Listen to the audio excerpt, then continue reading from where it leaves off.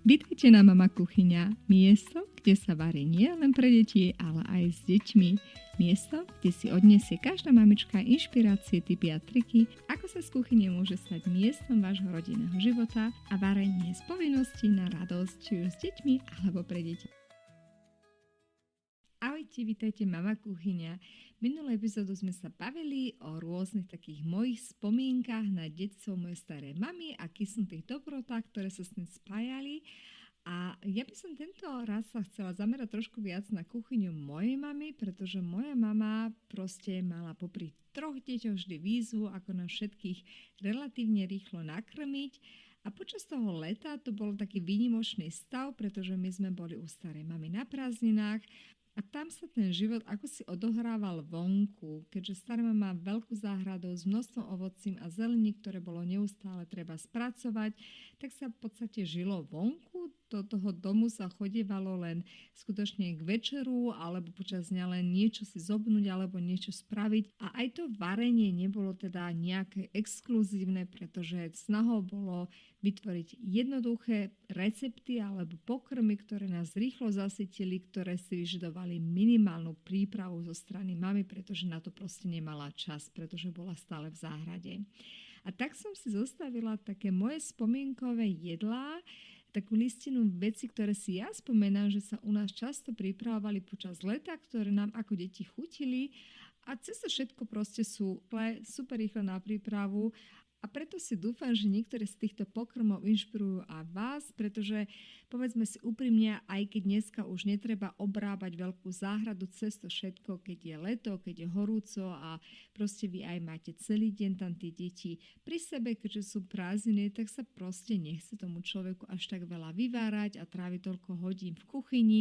Skôr sú to pokrmy, ktoré sú ľahké, ktoré sú jednoduché aj na strávenie a ktoré nevyžadujú veľkú prípravu. Takže poďme na tú listinu mojich pokrmov, ktoré si ako z detstva pamätám, také letné rýchlovky, ktoré pripravovala moja mama.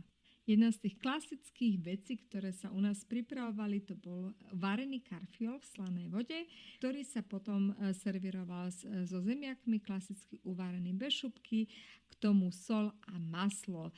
Super jednoduché jedlo, ak sme mali šťastie, tak bolo ešte doma tatárska omáčka a tým sa tak v podstate vyvrcholilo naše šťastie, pretože tá kombinácia je naozaj fantastická, jednoduché jedlo, netreba na ňo skoro žiadnu prípravu, ten karfiol len teda rozobrať na ružičky, nechať uvariť do mäka v slanej vode, to trvá možno 10-15 minút, medzi tým si súbežne aj uvariť zemiaky a už len potom dať spolu maslo, sol a hotovo.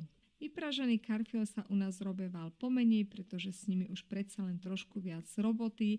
Ten karfiol si treba predvariť trošku, aspoň ten karfiol nesmie byť ešte úplne mäkký, ale len zmäknúť, potom obaliť v trojobale a vyprážať. Ako som spomenula, moja mama bola skôr zameraná na rýchlovky a to vyprážanie je už časovo náročnejšie, pritom treba stáť a teda si dopriať ten čas.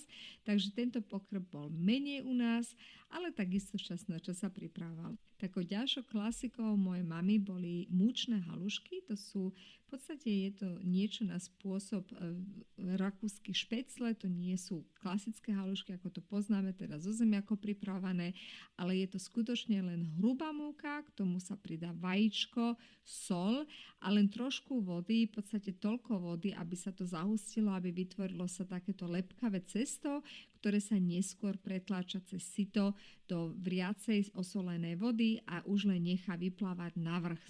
V niektorej kuchyni sa to volá aj ňoky, proste ňoky sú pre mňa trošku zlý názov, musím priznať, pretože ňoky sa mne vždy spájajú s talianskou kuchyňou a teda ňoky pre mňa musia obsahovať seba aj zemiaky, alebo teda to zemiakové klasické cesto, ale hovorím špecle, alebo u nás sa volali múčne halušky, nikto to neriešil, bolo to taká klasika, ktorá sa stále pripravila, keď nebol čas, pretože to celá príprava zaberie možno ak vôbec 10 minút a tieto halušky sa servírovali potom na všetky možné spôsoby. Niekedy sa pripravovali len tak, ako boli, len poliali mliekom a už sme to tak jedli. Niekedy sa zapliky s vajíčkom, to bola tiež veľká dobrota. Tie halušky sme pridávali tiež aj ako prílohu, napríklad ku kuraciemu perkeltu. Taký všestranný pokrm, ktorý sa dal na mnoho rôznych spôsobov pripraviť a niekedy sme ich mali aj 2-3 krát za ten deň, pretože tie halušky sú mimoriadne trvácne, stačí ich len uzavrieť a neskôr môžete ohriať. A keď už nič iného, tak sa pridali do takej klasickej polievky, ktorá pozostáva len zo záprašky, taká dobro s paprikou, aby tá papriková chuť tam ostala, k tomu tie halušky a stačilo. Ďalšou takou rýchlovkou mojej mamy, a to bolo hlavne rýchlovka, ktorú sme často pripravili v piatok, kedy bolo tradične u nás bezmäsité jedlo servírované, to bolo špenát, teda mrazený špenát, ktorý sa len nechal rozmraziť na takej predpraženej, dobrej chrumkavej cibulke. Potom sa k tomu servovalo vajíčko uvarené natvrdo, teda v šupke a zemiaky.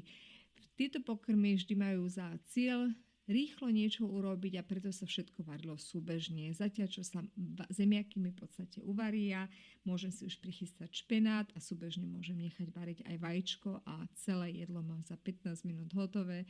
Opäť niečo, čo sa mi vždy spája práve s tými bezmäsitými piatkami. Aká by to bola slovenská kuchyňa, keby v nej nebola kyslá kapusta? Kyslá kapusta sa u nás doma pripravovala vlastnoručne a dodnes si pamätám, ako sme mamou plnili sud vždy počas tej takej začiatku zimy a potom sa u nás, keďže sme boli panelákové deti, dával tento sud na balkón, kde sa potom postupne vždy musela odoberať tá vrchná šťava a proste s tým bola vždy robota. A tá kapusta sa potom neskôr nakladala aj do zavaraninových pohárov a my sme ju používali počas zvyšku roka.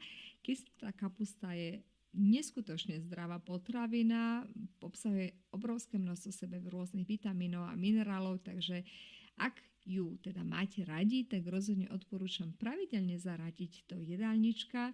Žiaľ Bohu, pre jej chuť mnoho ľudí sa je skôr stráni. Je to škoda, pretože je to taký skutočný vitaminová bomba pre naše telo a tak je niečo, čo by sme si mali dopriať častejšie. Ak tomu sa aj obracia naša tradičná slovenská kuchyňa, keď sa tak zameriate na tie tradičné pokrmy, tie veľmi často spracovávajú kyslú kapustu a u nás doma sa pripravovali napríklad fliačky s kapustou a k tomu sa potom už len pridala napríklad opražená slaninka alebo nejaké údené mäso, proste super jednoduchý pokrm, ktorý si nevyžaduje skoro žiadnu prípravu. Tie fliačky sa dali použiť napríklad aj na prípravu grenadíru.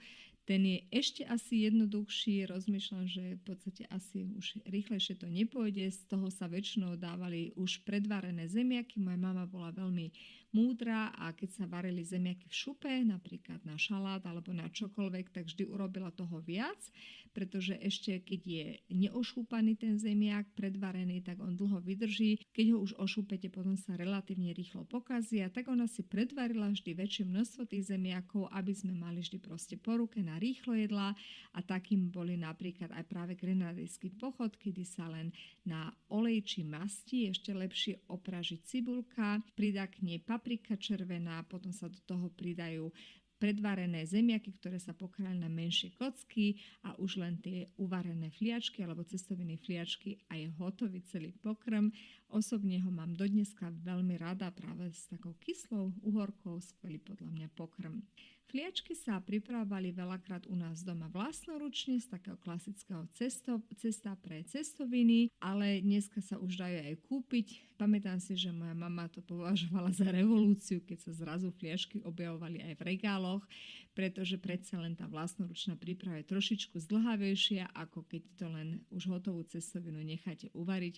Takže potom sa už v neskôršom veku, keď sme boli starší, robili hlavne tie hotové, ale aj domáce fliačky. Nie sú žiadna ťažká robota. Moje najobľúbenejšie cesto na prípravu akýkoľvek cestovín je založený na jednoduché matematike, na 100 g múky, vždy jedno žltko a a samozrejme nesmie chýbať sol. A to je cesto, z ktorého dokážete skutočne obslúžiť väčšinu cestovinových pokrmov. Keď sme už pre cestovina, tak ma hneď napadli domáce rezance, ktoré sa takisto u nás pripravili počas leta. A aj keď je to zdĺhavejšie jedlo, moja mama aj toto vedela tak sofistikovať, pretože ona ich pripravila skutočne veľa. To si potom na to dala takú hodinu, kedy nič iného nerobila, len pripravovala rezance a potom sa pár dní za sebou jedli s rôznymi prílohami. Ako tie rezance samotné sú trvácne, keď ich uskladňujete v chlade a tak sa len pomastili a potom s rôznymi prílohami servírovali, napríklad s pomletým makom, s orechami a cukrom, takisto častokrát aj s tvarohom, takým hrudkovým tvarohom a takisto opäť práškovým cukrom. A nechýbal ani moja taká obľúbená kombinácia a to bolo s kyslou smotanou a práškovým cukrom, podľa mňa úplne že super kombinácia aj s normálnymi cestovinami, ak teda nemáte čas na domáce rezance, ale s tými domácimi to bolo predsa trošku o ničom inom. Ako deti my sme vždy mamu pozorovali, keď pripravila rezance, hlavne keď vyrobila taký ten obrovský plát, najskôr cesta, ktorý bol veľmi natenko vygúlaný, potom ho pokrájala na také užšie pásy, zhruba 5 cm široké a tie sa potom na seba aj kládli a už potom len nožom v podstate krájali tie tenké rezance, ktoré sa potom v horúce osolené vode nechali uvariť. To išlo všetko veľmi rýchlo. Práve tieto domáce cestoviny sú relatívne rýchlo uvarené, ako oni vyplávajú na povrch, čo ja viem, za 3 minúty, takže už potom sú hotové a môžete ich servírovať. Veľmi dôležité vždy dobre omastiť, aby sa neskôr nezlepili. Záverom ma ešte napadlo lečo a musím povedať, že ako dieťa som ho až tak strašne neobľúbovala, pretože moja mama to považovala za skutočne taký fast food našej vtedajšej kuchyni a keďže mali sme veľkú záhradu tej starej mamy a tam bolo proste neskutočne veľa rajčín a paprík, tak lečo bolo takým častým pokrmom u nás a možno práve preto som ho až tak strašne neobľúbovala, lebo bolo moc často na našom jedálničku.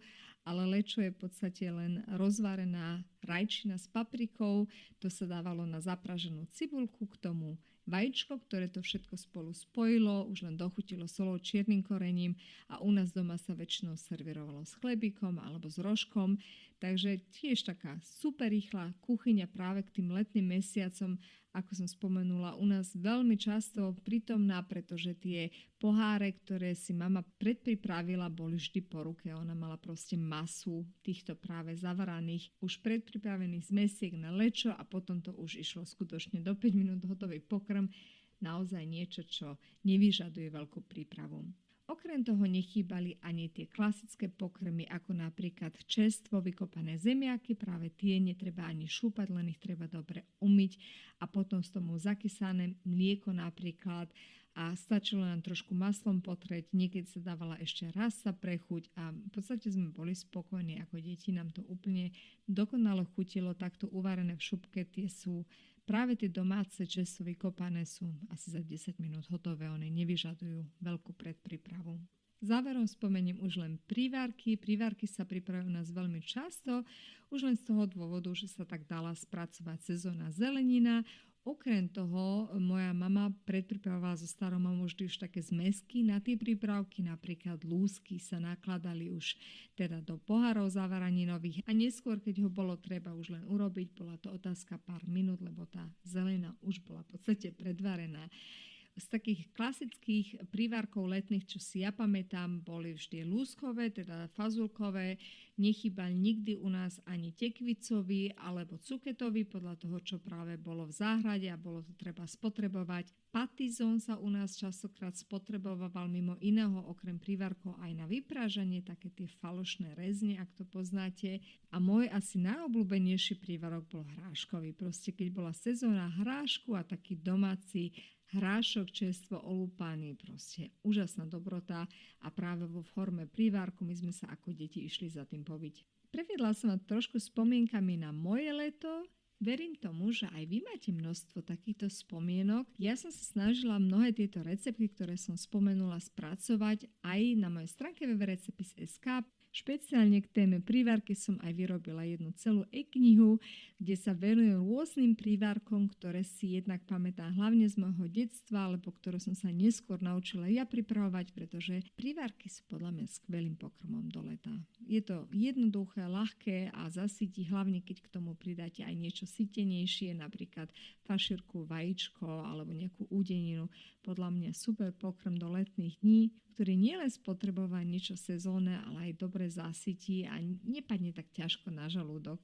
Takže ak vás prívárky zaujímajú, rozhodne nahliadnite na moju stránku, tam nájdete aj túto e-knihu a okrem toho aj množstvo iných receptov, ktoré som tu v tejto epizóde spomenula. Ja dúfam, že vás to zaujalo a že si možno aj vy z toho odnesiete možno nejaké spomienky na vaše detstvo, ktoré sa vám vďaka tomu nejako vylovili v tej pamäti. Vždy sa poteším z spätnej rezonancii, keď mi dáte vedieť, ktoré pokrmy u vás doma fungovali, ktoré si vy spájate práve s detstvom, možno aj ako takéto rýchlo pokrmy. Ja ďakujem, že ste tu boli so mnou a teším sa na vás opäť v najbližšej epizóde môjho podcastu. Ak hľadáte denne inšpiráciu na varenie, takisto nezabudnite nahliadnúť na Facebook, kde ma pod recepis.sk takisto nájdete a kde publikujem denne nové nápady na recepty aj formou videí. Takže možno sa uvidíme aj tam. Majte sa zatiaľ krásne.